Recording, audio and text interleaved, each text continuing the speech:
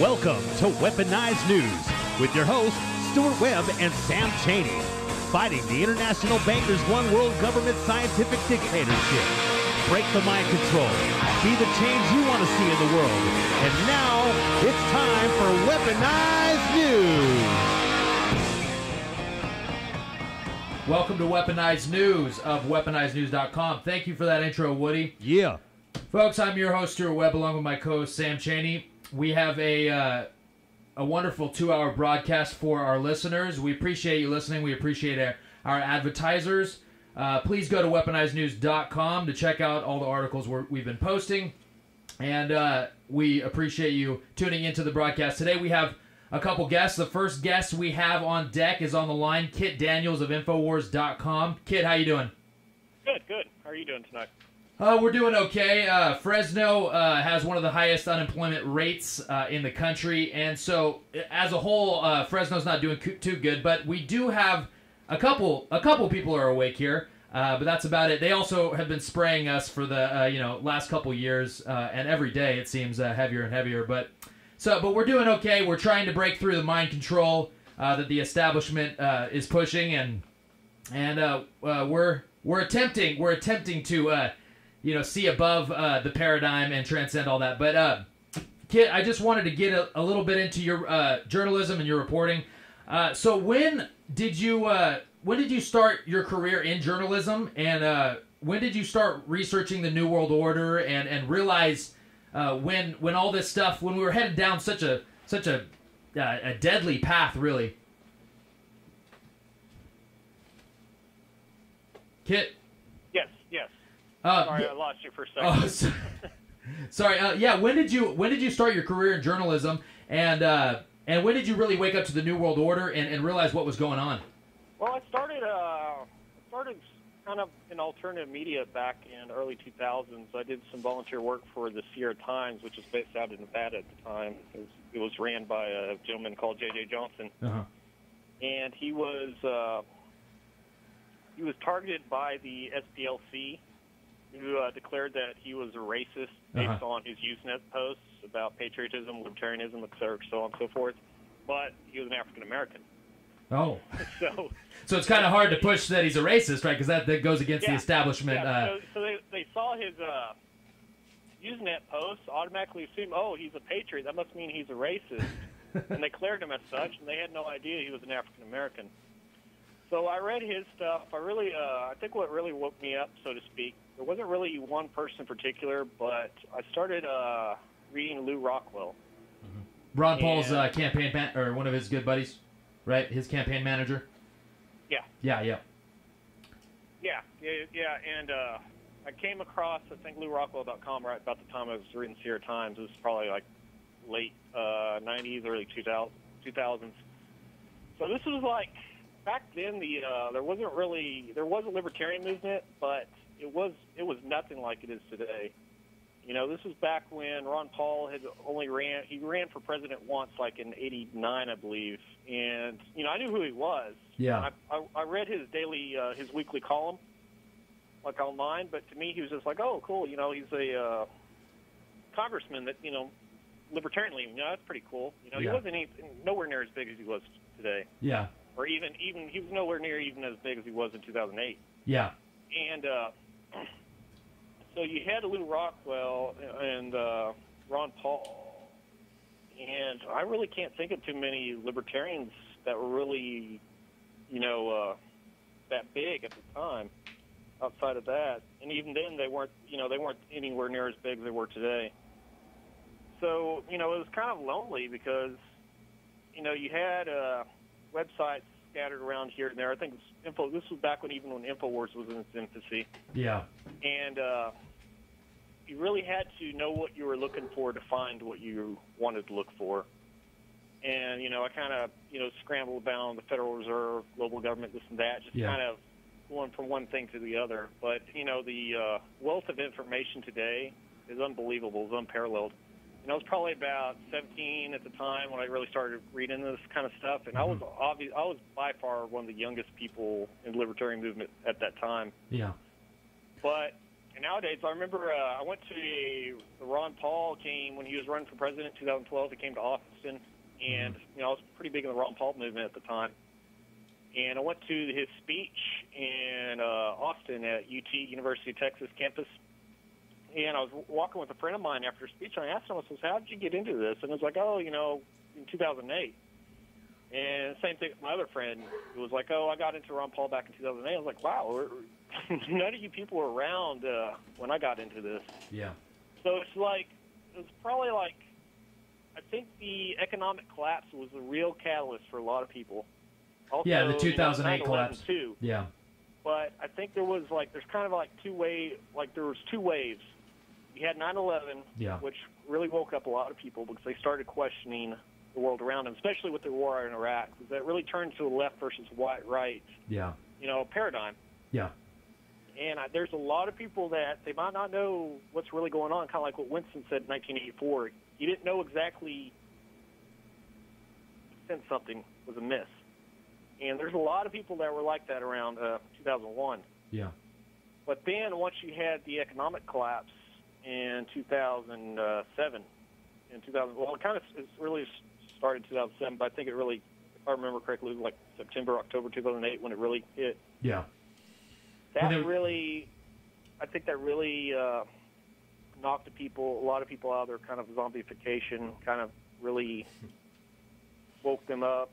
And it sounds like a cliche, but that's really what really happened. It made people really reanalyze their life choices, what direction they were going. They really started to question things.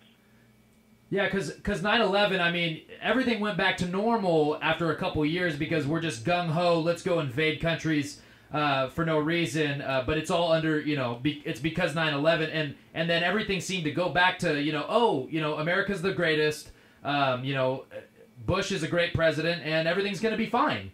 There was a good amount of people that woke up, but really still the majority of people were still in that zombie mode, basically. Oh, real estate's doing great, my house is going up in price, not realizing that it was all fake wealth, it wasn't real wealth being pushed in the economy. Yeah, absolutely.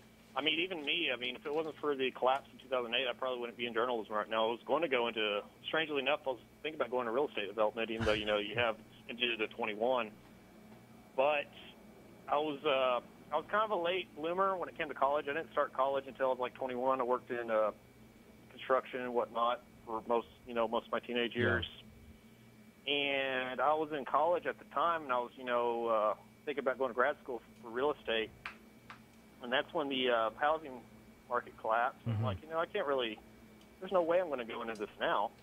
Yeah. And the fact that I really started to question myself, I was like, why would I want to go in that anyway? Because it's all being taken control by UN, Gen 21, development, so on and so forth. And so even for me, even with how much I knew, I think the 2008 collapse really kind of took me out of my slumber and made me really reanalyze what direction I really wanted to go in life. And that's how I ultimately ended up in Austin. I was in Austin about a couple of years before I even started working with Infowars. And a lot of that, I think what really drew me to Austin was just to get back in the libertarian movement. Well, hey, Kit, it's Sam Chaney from Weaponized News. We are Change here. We've been trying to raise the public's consciousness here. Fighting the info war. And it's funny, at the beginning of this interview, you brought up the Southern Poverty Law Center because one of our guests, another We Are Change guy here with us, is a Charlie in the Box. He does YouTube videos. But the thing about Charlie in the Box is that he is, Latino, Mexican? How do you... Charlie... Well, he's not a white guy. What do you want me to call myself? About us, man? He's a Mexican guy, and he's calling out, and he just did a video that we posted on our website calling out the Southern Poverty Law Center for the bogus training they give law enforcement. Yeah. And so they're probably looking at him, but they're going, wait a minute, how can this guy be racist if he's a Mexican? You know what I mean? So it's just the funny irony of the whole situation with them. It's funny that you brought that up. Yeah, and the Southern Poverty Law Center actually has We Are Change Fresno listed as a hate group, even though all we do is promote liberty and freedom. Oh my God, we're a hate group. Yeah, well, I mean, talking about liberty makes you a domestic extremist. Exactly, yeah. It does, but I mean, we have people from all races, creeds, and colors, and religions, whatever. We do not discriminate. Southern Poverty Law Center. And so it's just ridiculous, the lies that they tell. Well, the reason they want to push the whole race angle, they want to group everybody by race, is because the establishment gets control when people enter groups. They cannot control individuals, but they can control groups, because when they have a group mentality of a group of people, they can put in their own puppet leader, like Al Sharpton, for example, or anyone else. It doesn't even have to be about race. It could be about, Republican, Democrat, like John Boehner, for example. Yeah. And, centralized power comes through groups. I mean, when you look back in history, in the conquest of America by the Spanish Empire, the conquistadors came to America with, 30, 40 men. They were able to take over the Aztec Empire of thousands of people by breaking them down into groups that were rivals with each other and playing them off one side.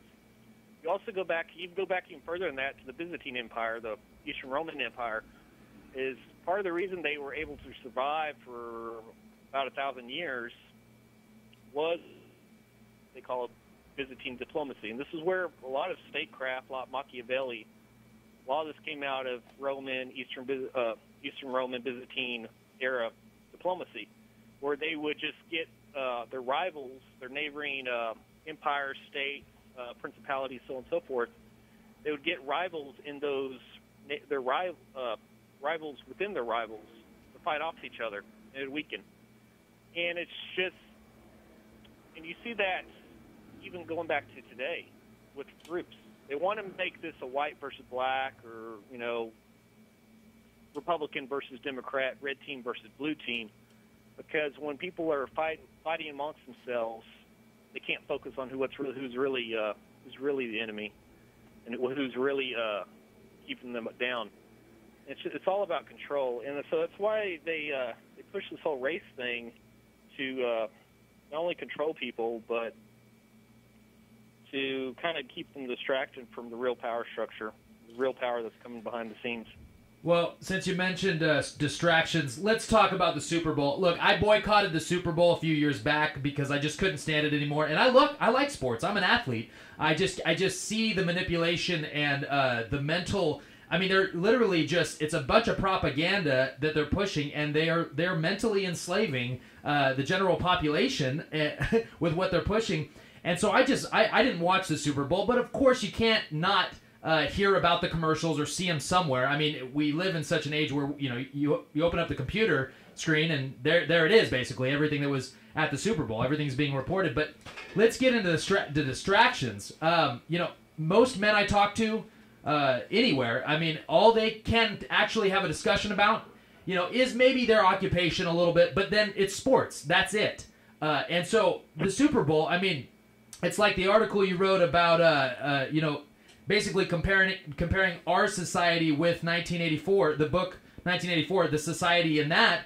I mean, it's very similar. People just care about gambling and sports, and if you throw in a Bud Light, everything's great. I mean, you could have $15 minimum wage, $15 loaves of bread. I mean, it doesn't matter as long as you got that football game. You can talk about the Patriots. I mean, what is it? Are we coming to the point where, is it just apathy? Are people just apathetic? Or are they really just they are burying their head in the sand to the point where they won't even let themselves realize talk about real issues? I mean, they can't. No one's talking about real issues when it really comes down to it in the general public. People in general today are being conditioned to be apathetic. I mean, look at it this way: people like men from birth are kind of told, "Hey, you're not going to be anything unless you're a sports star." Yeah. If you can't make a touchdown, you can't make the varsity team. You can't. Yeah. Hit a home you're run. Nobody. Yeah. So people are like, well, they kind of they feel like they're settling if they get a $60K a year job because they're not a mega $1 million. They're not LeBron James, yeah. Yeah. But the reality is that, I mean, when you come down to it, playing football, I mean, yeah, it's a skill set, but so is many other skill sets. I mean, yeah, so throwing a football into an air zone with millions of people watching, yeah, it's glamorous. Yeah. But what men in particular don't understand is you can be a sports star, you can be a rock star in about any industry. Yeah. If you take your individual talents, that God-given talents, you apply them to business, apply them to school, anything in your life, you will be successful and you will persevere. But it's kind of more of an individual reality. It's because you're playing onto your individual traits, your individual strengths, and you're also minding your individual weaknesses and knowing instead of focusing on those weaknesses, you play on your strengths. Yeah. But the establishment would rather, in order for the establishment, for the global elite to stay in power, they'd rather have the population more of a collectivist kind of mentality, where the men in particular are given in a sheep-like mentality to be obsessed with sports and think to themselves, you're nobody unless you're a sports star. What really disgusted me was back in, you remember the Sandusky controversy? Yeah, with Penn State? Yeah. Mm-hmm. With him raping all the kids and stuff, yeah. Yeah. So I came across this web forum of, kind of the sports, football forum online. Uh-huh. And what really bothered me was guys talking about I think it was one of the assistants, like this redheaded assistant. I can't think of his name off the top of my head. But he was the one that walked in on Sandusky with a little boy, like in a bathroom at the school. I think what it was. Yeah. Mm-hmm. Yeah. I remember that. What really bothered me is all these, some of these football fans were like, well, this is, if I was in his position, it'd be hard for me to go to the cops because it would cost me my football career that, I worked 15 years to get to the point where I could be an assistant coach and then eventually I could be a coach. Unbelievable. But, these guys were like, okay, so... Apologists for a child molester. Yeah. So it's like, okay, so you're going to keep quiet about molesting a kid because it might cost you your career. That was disgusting to me. Yeah. It's like I would never hesitate for a second if it cost my career to put a child molester away, but it's like people are so conditioned now that they do quite the opposite. Yeah. No, yeah, and it's because society tells them unless you are a sports star, you're not successful.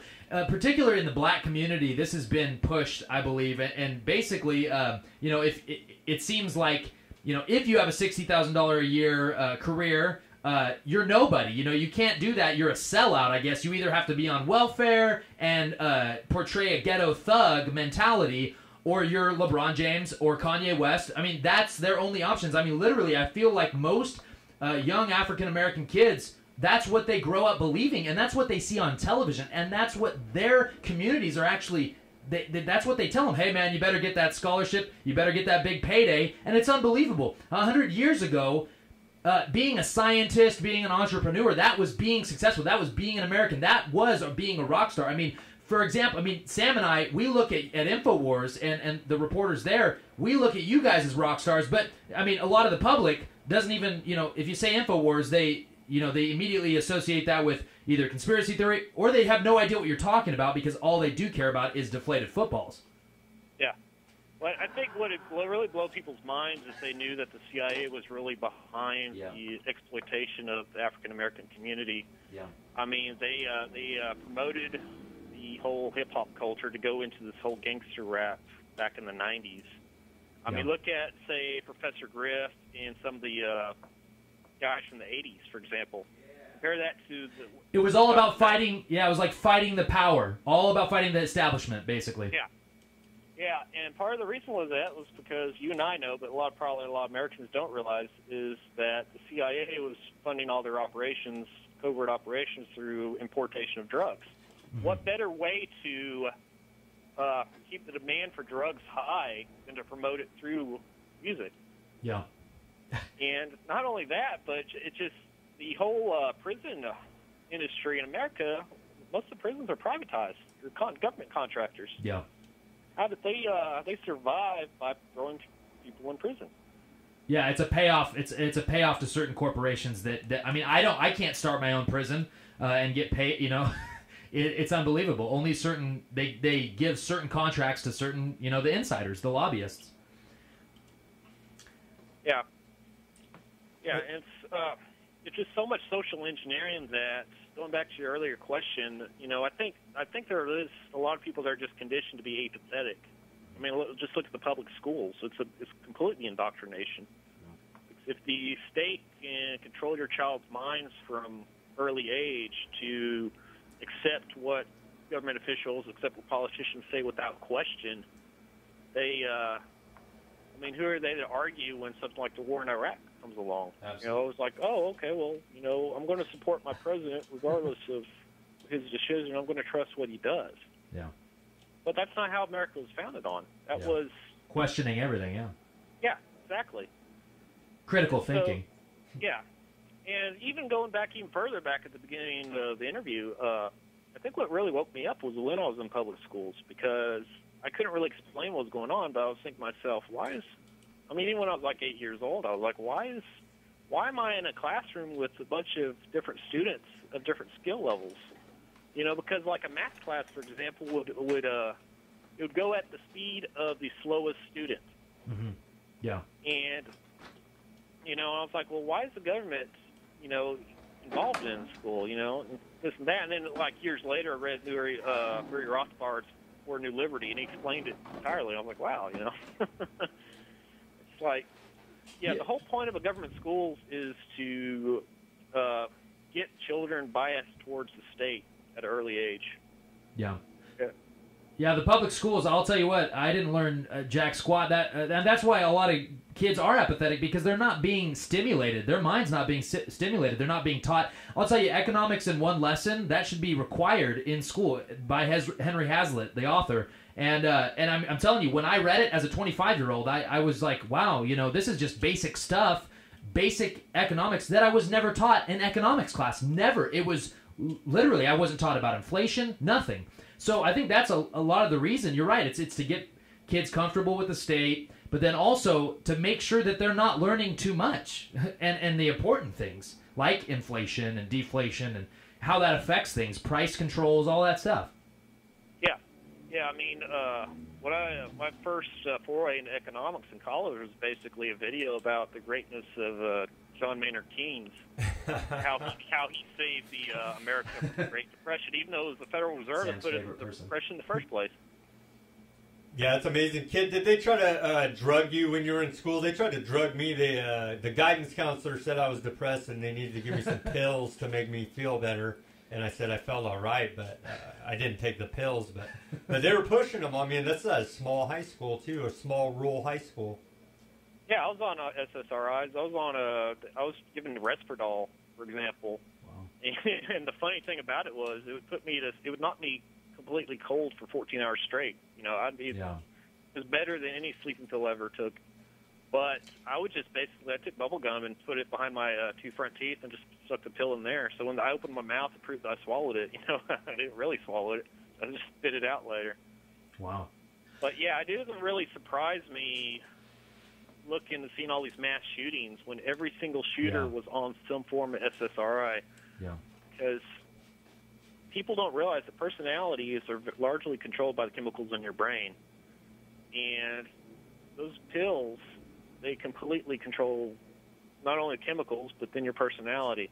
So people are going to act way differently. They're going to act more violent. They're going to act more like a zombie, so on and so forth. So, but no, you know, people that don't question the pills. Yeah. Because the parents don't question them either. Yeah, because it just goes back to the whole state thing where the students don't question the state. Yeah. The parents don't question psychologists. Yeah. Because it's just an appeal to authority. Yeah. So, you know, they never look at the whole SSRI issue, but they do look at the guns. They're like, oh my gosh, you know, he shot a bunch of people with an assault rifle. You know, we need to take away the guns. They never look at the core issue, which is the pills. Yeah, well, I had a bunch of buddies. Half of my buddies were on ADD pills, basically, Ritalin or Adderall. And I'll tell you what, they were on them, when they're 10 years old up until they're 15. And I took them, I used to, experiment. I was, I did drugs recreationally when I was 18 and whatnot. But I mean, these pills are very, very strong, stronger than any illegal street drug, honestly. And they're giving them to kids. And then they wonder why they either are depressed, because it really messes with your emotions completely. And it's just in when you see these shootings, I mean, they're all on Xanax or SSRIs, and you say, well, that's exactly what the problem is. And then they want to make pot illegal and demonize pot. And I'm not saying pot's the greatest thing for everyone, but it's certainly more safer than these clinical meth pills, basically. Yeah, well, Big Pharma, they don't make money off of pot. They make money off of pills that they're pushing down your throat. Yeah. And it's like, people don't understand that drugs are drugs. It doesn't matter if you're buying it off a street corner or if you're being given a prescription with a guy in a white lab coat. Yeah. It's still a drug, and it's still going to screw with your mind. And, it makes me laugh because, I grew up back, in the 80s, 90s, the whole war on drugs, say no to drugs, and the whole DARE campaign. Yeah, I remember that. And now drugs are more prevalent than ever. And it's not just narcotics, but it's SSRIs. Yeah. Yeah, and they teach you how to use drugs. At least at my school, I remember the DARE program came in there, and you wouldn't even know anything about it until they tell you all about it. I mean, did you have that same experience at your school? Yeah, I think vaguely. I don't remember too much from my childhood, but yeah, I mean... Because of the drugs. Yeah. I remember Griff, the crime dog, for example. Yeah. Take a bite of the crime. They always warned you about the kid in the schoolyard, trying to sell drugs to you, but they never warned you about the psychologist. And that also goes into another thing about gun control is, I used to have a job where I had bosses, and they were like, kind of what I call the Elmer Fudd gun owners. What I mean by that is they were gun owners that they were like, oh, well, we believe in having guns for hunting, but, we think there's certain restrictions need to apply, blah, blah, blah, blah. Yeah. They're not. And so they were like, well, I think it's okay to have some gun control. We should, if it's, increase background checks, for mental patients and this and that. But what the establishment, what the government, what politicians are not telling you is that psychologists, they can basically declare any normal human behavior as some form of psychosis. Yeah. The DSM-5, I believe, is the newest version of the big manual on mental disorders and diagnostics that psychologists use. It's so broad that anything that you do could be contributed to some form of mental illness. Yeah. And recently there was I did an article about a couple of weeks ago about a former detective up in, I think it was he was up in New York or New England, and this was a very decorated, 30-year veteran, was a detective, so forth. Him and his wife moved to be closer to his one of his, I think it was his son or his daughter. I think it was his son. And moved across the state to be with the son. Yeah. He was a little bit stressed out about the move because probably they lived in the same place for decades. Uh-huh. So he had trouble sleeping. So he went to the hospital for trouble sleeping. Ultimately, the hospital declared him involuntarily admitted. Said he had mental issues. So next thing you know, the cops show up to his house saying, "Hey, we're taking your gun since you were committed." It's all because he went to the hospital to get sleeping pills. Yeah. You don't want that 5150 or any kind of mental diagnosis on your jacket because they will use that against you and take away your rights. I think we all will probably be diagnosed at some point with what is this oppositional defiance disorder? That made up thing where you just question these liars in the government. Yeah, question known liars. Yeah, I mean, even people that are questioning official stories on various, 9/11 or even like Vietnam War, GSK, so on and so forth. Yeah. They even declare them. They're saying they got mental issues. Yeah. So. Yeah. Well, I think ultimately it's not having some restrictions. Gun control advocates, the ones that are bankrolling it, Michael Bloomberg and stuff, they want all the guns. They want to disarm everybody. That's the core thing that the so-called Elmer Fudd gun owners need to realize. Yeah. No, absolutely. Kit, we only got a couple more minutes, and I just wanted to get in real quick. I mean, there's a ton of stuff to talk about, but, real quick, the vaccine issue, man, this is just becoming huge. We saw Ben Carson basically say, and he's going to be a presidential candidate, and he's like, religious and philosophical views shouldn't, keep you from being forced to take vaccines. And then we also saw Rand Paul come out against it, but also, then he posted a picture on Twitter of him getting a booster immunization or whatever. It's getting very interesting, and it seems like 2016 is going to be, are we going to even have any, look, I like Rand Paul, but man, are we going to have just a bunch of the same old Mitt Romney type of narrative and no debate about what's going on? Rand Paul is a good option. He does want to audit the Fed, but man, people are literally, this vaccine issue, every candidate's coming out, and now it's a huge deal. Well, it's basically just being used to demonize any anti-establishment candidates. Look at how they attacked Rand Paul, for example. They're trying to demonize him in the public eye.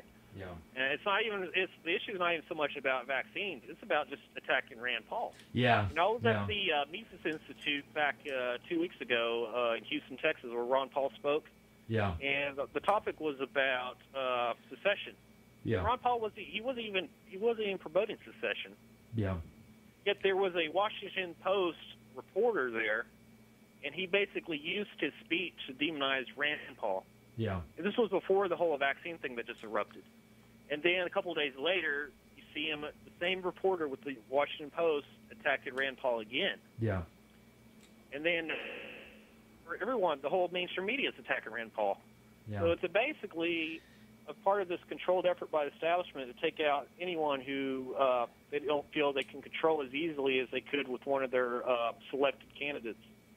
Yeah, they know he's a wild card. He came from Ron Paul's, he came from the, Ron Paul. He's blood, so they know he's probably a real, he's a real guy. We know that. It's just interesting to see how he's definitely trying to at least please some of the mainstream media, when really I think that he should just go completely opposite and really just talk about issues, forget the demonization.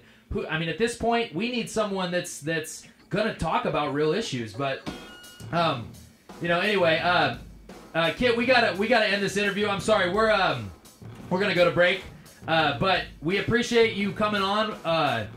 Can you give us your Twitter and I'll plug your websites and stuff? Yep, Kit Daniels, 1776 on Twitter. That's KITDANIELS, 1776. You can read me at Infowars.com and PrisonPlanet.com.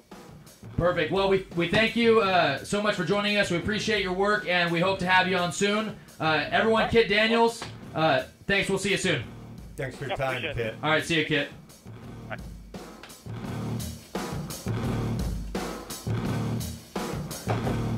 Folks, we're back. This is Weaponized News at weaponizednews.com. Sorry, we had some technical difficulties with our advertising. We got to hang up the phone, man. Yeah. Did we really? Oh. Yes, we did. I'm your host, Stuart Webb, along with my co-host, Sam Chaney. We just had Kit Daniels on of Infowars.com, so please check out Infowars.com and check out his work. He's a great reporter, great journalism. He's really bringing us the truth, and he's an honest, honorable person.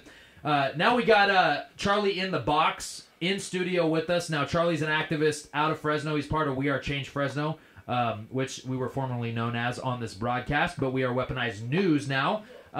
We got Charlie in the studio. We're going to go over some of his activism and just his opinions on the state of the world. And so please visit weaponizednews.com and also visit, what is your YouTube, Charlie in the Box? Let's see. Yeah, you can visit live link, Charlie in the Box, or YouTube, Charlie in the Box. So Charlie, what's been going on in the world? Can you give us a little, for our audience, just kind of tell our audience that doesn't really know what's going on, give them a little brief, little minute-long kind of How do we get out of this paradigm, this left-right paradigm? What's going on here? But first off, are we racist for having you on this show? Yes, answer that. Because of the way that everything's... I mean, you're pro-liberty, but apparently you're not white. So does that make us racist right? for having a non-white person on our show? Well, I'm willing to think the only reason you brought me here is because I am not white. Just to make it look credibility. Yeah, just to give you guys some credibility. It's like, we got to get that little guy with the overbite and the mohawk on to make us look good out and tattoos. Yeah, with tattoos and stuff. He's got street cred. Yeah, he does. My name's Charles Bustamante, but most people know me by Charlie in the Box. I've been a political activist for the past 6 years, and I was just like these two guys that are giving you guys this radio show that we came to the realization of understanding there was something wrong in our country. We as Americans, as conscious living adults that have love and compassion in our hearts, we consciously are raised to understand that there is some issues in our country, but no one really does the research of understanding what it is. Well, we are three men that came to a crossroad in our lives to see, you know what, we had to make a choice in our lives. Do we stay consciously asleep? And that's called the beta state of mind, to be in a mind fog, not consciously really taking on critical issues, but you know what, let's have that distraction, the football, the entertainment, the Kardashians, or whatever it is that they're pushing out there to go get your vaccinations and be a good model citizen. Or do you wake up and start understanding the severity of the issues that we have? But that's critically thinking. And see, that's one thing that these guys, I'm really proud of them. I'm very glad that I've been associated and met these men, and I'm proud to stand next to them, that we are trying to do the right thing, because it's the right thing to do. It's the hard thing to do. Yeah. But see, consciously, let me tell you guys, see, there's a reason for each and every one of us on this earth today. God put us here for a reason, people.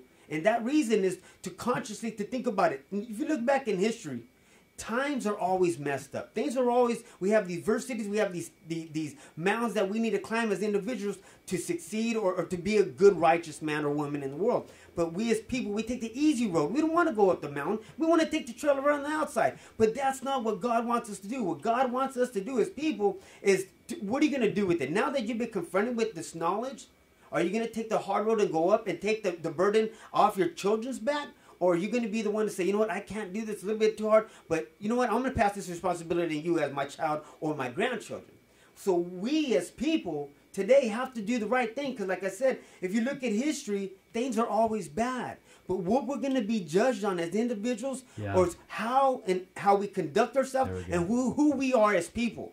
What are they going to say about you? Do you live your life of honor, courage, love, compassion, and doing the right thing? And that's why I choose to do what I do, because I want my kids and my family to look back at my life to say, well, look at, he made a lot of mistakes. You know, we all do, because we live in the flesh. That's just us wanting to be entertained, wanting to live that life of entertainment, distraction. Our temporal bodies. Yeah, what are we going to do? We need to start enriching and fixing our souls. Part of it is going to church, but you have to know the right church to go to find the right knowledge of understanding, get back to your faith. America, they always told you, Central Valley, Fresno, California, they always told us, and I said this before, is that they always told us not to talk about politics or religion because it starts an argument. Well, it's designed to. You tell the kid, don't touch that, they're going to touch it. Well, let's get the people back to the knowledge of understanding, getting back to their faith. Religion, see, that's what I said, past religion, because religion divides God's people. We need to come together and go behind our faith, because most people believe that there is a God, and he loves each and every one of us. And then most people get caught in that two-party system, the left-right paradigm. Well, that's politics. That's stuff that's never going to get settled. We need to get to our country, people. When we get to our country, we understand the Declaration of Independence, the Bill of Rights, the United States Constitution. We wouldn't be so inclined to let our liberties go away for a little sense of security. And that's the reason why I did the Southern Poverty Law Center, saying that we as an organization, or We Are Change Fresno, Weaponized News, that we're the freaking issue, we're the problem here, just because we're trying to get knowledge out to the mass public. No, people.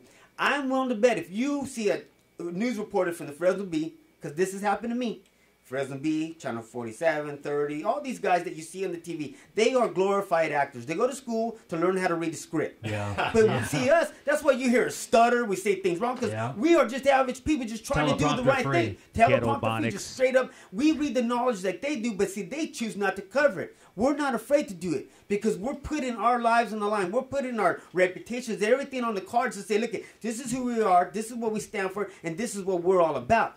These people that you look at as glorified actors on CNN and Fox and all our local stations, they don't have a clue of what Agenda 21 is. They don't have a clue of understanding why it's bad that the Southern Poverty Law Center is training our local police departments. They have a clue the constitutionality of the government and how Sheriff Margaret Mims has more power than the United States President in our county. And then they don't know what the Trans-Pacific Partnership. They don't understand the loss and the liberties in America. If you were to do a little bit of research on the stuff that they've covered on this show, or you watch my videos, and you were to ask these guys that you see at the Fresno Fair, and they're over there in their little booth, and they're just looking good, and they look all pretty and stuff like that. But if you get them and ask them a really question, can you tell me what's Agenda 21? Well, I only deal with local stuff. That is local. Charlie, how about if you ask the local weatherman what geoengineering is? They ain't going to have a clue. Well, you know what? Sometimes these people do know, but they're paid not to tell you guys these things. And you see, that's where the problem's at. Because they want a paycheck. I don't get paid for this. These guys don't get paid for this. Yeah, they pay to do this radio show. They pay out of their pockets.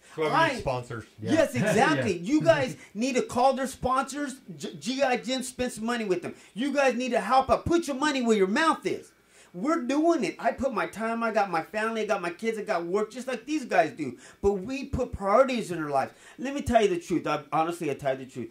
I coached soccer for 12 years, and I can introduce you to some kids and parents that would say, Charlie, you're a really good coach, and we had a lot of fun times, and I miss those times. I really do. It hurts my heart just to want to bring it up because I want to break out and cry and stuff. But that's me opening up my emotions, my heart to these kids. But when I started getting this knowledge of understanding what our country is, what's going on, I consciously couldn't do that no more because I understand that my kids, I got a 23-year-old, a 16-year-old, and a 13-year-old. They're not going to have the opportunity to coach their kids whenever they have some. They're not going to have the same opportunities. Just look at our economy. I lost my job recently. And Rainbow Bimbos, they're closing their shop at. All these blockbusters, they didn't open no more. Radio Shacks are closing the doors. All these jobs are leaving Fresno. Essie and Johnson's, the ones that do the Ziploc bags, all those people, they're gone. We all lost our jobs. Like they said at the beginning of the show. What did they say? Unemployment. It's going up. Isn't it? Things are not getting better. The government can't create jobs, America. I'm sorry. I could go on for days. No, I love it. No. Charlie, this is your time. Believe me, we've been friends for a while now, and activists in arms, and we want you to go on those rants. We love it. And maybe we'll have you do the, what was the Give me liberty. Give me liberty. Give me liberty. Give me death at the end of this. Yeah, that's like 3 minutes long. Well, we might then maybe we'll end that with this interview. But no, you're absolutely right, folks. Everything he said is true. This is we need to get our priorities straight. We all work, and we have to do this on our own time. We got to pay to do it because we are so focused on getting the information out to people because it's important. We care. We are honorable. We are honest people, and we're moral. We don't want to just get a paycheck. We don't care about the paycheck because it's just Federal Reserve notes. We're just paying the interest on the debt that continues to rise, billions of dollars every month. Fiat currency. It's not real. We just paid. It's an illusion. We're paying out trillions in new debt to pay for the old debt. Look, it's like how Ron Paul in his book he said, when the government encouraged people back in the World War II days to just buy government bonds. Well, he said, why don't we just print the money that that we owe? Why don't we just print it? And then his brother, of course, said, well, then it wouldn't be worth anything. Click, a light bulb goes off in his head. Of course, it wouldn't be worth anything if you could just print all your problems and pay for all your problems. If I have 50 grand in debt and I could just print my own money and pay it off, it wouldn't matter. It wouldn't be worth anything. That's the reason it holds its value is because it's rare, but it's not rare anymore. It's the world reserve currency now, backed up by the military's gun. Basically now at this point, because they keep doubling down on reinflating, quantitative easing. So eventually, when that bubble pops, when we lose our credibility completely, and we go into a collapse, which will happen eventually. That's why they're militarizing the police, and that's why the Southern Poverty Law Center are demonizing us for trying to raise the public consciousness. When all this comes down, they are going to have riots in the streets when the EBT cards shut off. Then you need a militarized police to control the people who have been domesticated through this welfare state. And that's all we're pointing out at people is that this is not good economics. It doesn't make sense. Engineering, they know exactly what they're doing, and it's no joke. Yeah. But back to what Charlie was saying, we need to figure out, who are we going to serve? I mean, are we going to serve... Basically, we can't just be indifferent, right, Charlie? We can't just sit there and be like, I'm not going to do anything, but I'm also a good person still. You don't have that luxury anymore. They're not going to let you, right? They're not going to let you coach soccer. That's why you have to. Well, ask all those kids that are coaches out there right now that have that. Well, if you're beating them by 6-0, you can't score no more. Yeah. What is that teaching our kids? Yeah, everybody's a winner. Everybody gets a trophy, and everybody's equal. But that's just not life, right? Yeah. But let me tell you guys something. The reason why the mainstream media and why the government has this control grid of entertainment distraction, because, see, the people don't know our history as Americans. We don't know our country from our government. See, like Thomas Paine, that's one of the guys I was introduced to, and he said, it's the duty of the patriot to protect his country from his government. Well, is it country and the government the same? No. Government are the ones that opposes all this tyranny, this taxation, these regulations, these laws that stop us from doing what we want with our lives. We can't even go to one of our local parks without paying $5 just to get in it, and they're still dirty. They still got graffiti everywhere. That's a good point. Yeah, but see, the country, it states in the Declaration of Independence that whenever government gets too excessive, too out of control, is the right and the obligation. So it's our right as Americans to abolish that government, put new guards up for the republic. But we can't keep putting the same people up there, expecting them to fix it. That's why the Southern Poverty Law Center has you on the list right there. Yeah, because I got an overbite. Declaration of Independence. Yeah, well, that's another one of them. See, and then look at, and they were talking about currencies, people. See, this is why the common knowledge is to get in amongst the people. It says in the Constitution that Congress should issue the purse. Congress has to issue the money, and it has to be backed, like they were saying, by gold and silver. If they don't, it's going to be an unbalance of the system because too much money is being printed, but there's nothing backing it. Fiat. That's a fiat currency. But see, the people don't know the difference, and that's why I don't blame the people, and because they're my loved ones, they're my neighbors, they're my family members, that... The common knowledge is get amongst the people. They think of us as Americans as stupid, bumbling idiots. But like Homer Simpson. But to certain points, who are they raising? How are they raising us as people?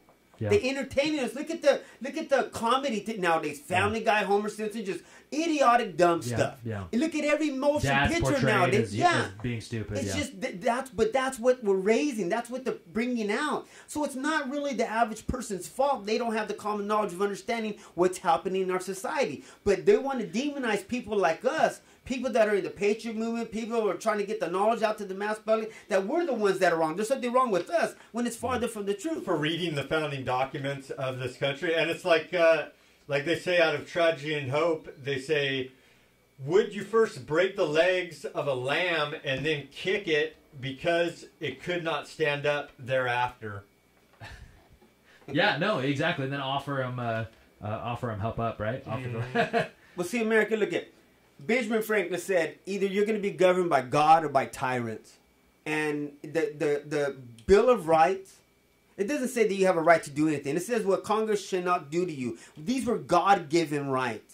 And government should never try to take them away. And as long as we allow government to grant you rights, they're going to take them away. That's just their nature of it, America. Yeah. So who are you governed by right now? Is the stuff that's happening in our society godly? Are things going to get better? No, they're taking us down the road of tyranny. So they chose their side, have you? And if you're not on the righteous side doing the right thing, you're part of the weight that's pulling us down. And I'm sorry to say that, but it's not really your fault. That's why we're trying to get the knowledge out to the public, man. Yeah, it's not. I mean, look, we've been conditioned.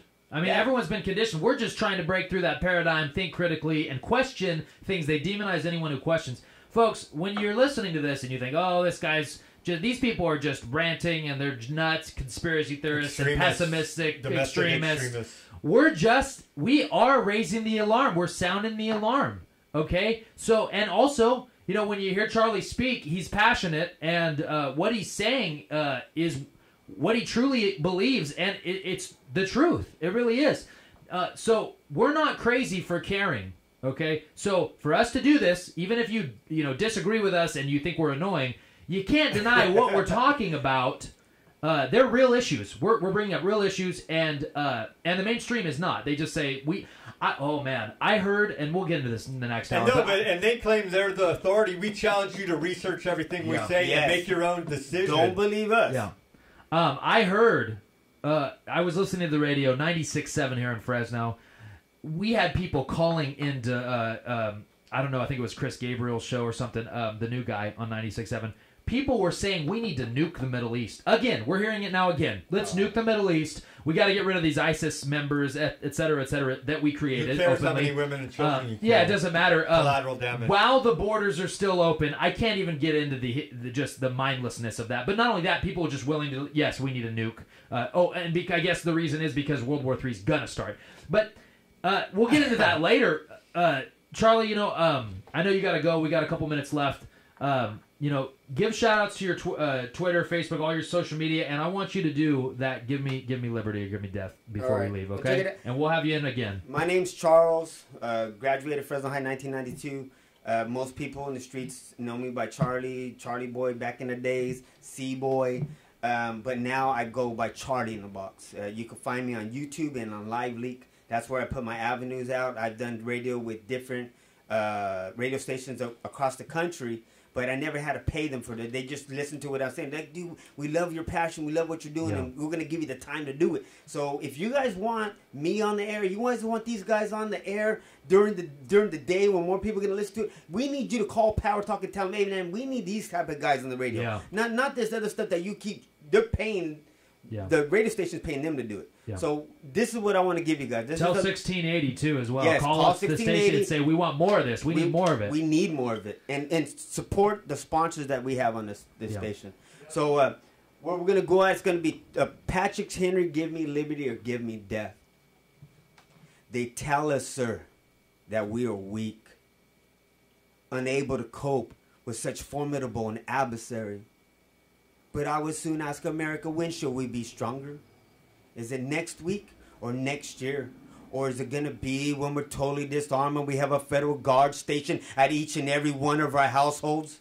Shall we acquire the means of an effectual resistance, so laying so hopelessly on our backs and hugging the phantom delusion of hope until our enemy has went into our homes and get us handcuffed and taken us off to a FEMA camp? Sir, we are not weak if we use the means which the God of nature has placed in our power. Millions of people armed in the holy cause of liberty in such a country as that we possess are invincible by any means what tyranny our government could try to oppress. Besides, sir, we should not fight this battle alone. There is a just God that presides over the destiny of nations who rise up, our friends, to fight this battle with us. The battle is not for the strong alone. It's for the active and the vigilant and the brave and every freedom-loving American that wishes to stand today. Besides, sir, there is no election. If we were based enough to deserve it, it is now too late to retire from the contest. There is no retreat, but in submission and slavery, our chains were forged. Their clanking will be heard on the streets of Fresno. The war is inevitable. Let it come. I repeat, sir, let it come. It is in vain to extenuate the matter. Gentlemen may cry, peace, peace. But there shall be no peace. The next gale that sweeps from the north will bring to our ears the clash of resounding arms. Our brother in the field's already fighting. Why do we stand here idle? What shall gentlemen wish? And what shall they have? Is life so dear and peace so sweet to be purchased by the price of chains and slavery? Forbid it, Almighty God. I know not what course others may take, but as for me, give me liberty or give me death. That's Patrick Henry. You need to do your research of understanding your country, America. Yeah. There was great patriots before us, and they told us exactly what we needed to do as people. See, even George Washington, he made a statement. He says, if the freedom of speech is ever taken away, dumb and silent like sheep, we will be led to the slaughter. So don't ever let us be silenced, America. Awesome. Charlie Box, we are Change Fresno. And There we go. Weaponized news. Weaponized news. Yeah, that's awesome. That's Charlie in the Box. We appreciate your little spin on that, Patrick Henry. Thank you for being in here with us, Charlie. And we'll have you on soon again. I know you got to go. Folks, we'll see you on the second hour. This is Weaponized News of weaponizednews.com. Visit the website, and we'll see you on the other side. I love it. That a boy. I love it when Charlie comes on. Give me pub. Hey, dude, when you come in, bro, it's your time. I don't care if you rant. If you want to rant for 10 minutes, that's fine. Dude, you guys give me. I'm here to rant. You're laying it down. Hey, no, dude. Love you guys. Respect you guys. Yeah. Hey, take care. Till next time. Yeah, for sure, brother. Fun at your birthday party. All right, Charlie. Yeah, man, what you know about Professor Griff and the Last Asiatic Disciples? Did I got that album, man. Once in the game, man. This is a public service announcement. Red alert. Red alert. All 6 media corporations, Time Warner, Disney, Viacom, News Corporation, CBS Corporation, and Comcast have one thing in common. The executives who run them belong to an international crime syndicate whose American branch is the Council on Foreign Relations. The CFR was founded in 1921 by David Rockefeller, the son of the Rockefeller banking and oil dynasty. Carroll Quigley, mentor to Bill Clinton, said in his book Tragedy and Hope, the CFR is the American branch of a society which originated in England and which believes that national boundaries should be obliterated and a one-world rule established. Although media seems to be biased, either being conservative or Democrat, the men who own these media corporations care nothing about these political parties. The job of these corporations is to keep the people divided on social issues while telling the masses of people globalization, a one-world order, and illegal foreign wars of aggression are all necessary and for your benefit. Time Warner CEO Jeffrey Bukes, CFR member. John S. Chen, Board of Director of the Walt Disney Company, CFR member. George Soros, financier of Media Matters, CFR member. Rupert Murdoch, CEO of News Corp, CFR member. Leslie Stahl, co-editor of 60 Minutes, CFR member. Brian Williams, NBC anchor, CFR member. Be sure to call the Satanic Council on Foreign Relations and verify what has just been told to you. This message has been brought to you by We Are Change Fresno TV. Hello friends, this is Sam Chaney reporting to you for We Are Change Fresno TV. Today is December 23rd, 2014. And you see here I'm on teaparty.org. And they're linking to an article out of the Daily Caller, which is a review of an article by Time Magazine from 2010. Here's the article in the Daily Caller. Here's the Time Magazine article they are referring to. The headline reads, "The Secret World of Extreme Militias." And this is an attempt by Time Magazine to demonize the Tea Party, constitutionalists, libertarians, and conservative groups. Remember, you all cheered for this police state that they've now built after 9/11, which was a staged false flag attack. They go on in here to say that beware of the lone wolf. And they also talk about Timothy McVeigh and how he bombed Oklahoma City. That was a staged false flag attack by our own federal government. Take a look at this documentary, A Noble Lie, Oklahoma City, 1995. There's more than enough evidence in this documentary to prove that Oklahoma City was not carried out by Timothy McVeigh alone. I advise everybody to take a look at this documentary, and you will see that Oklahoma City was a staged false flag attack. Back to this article.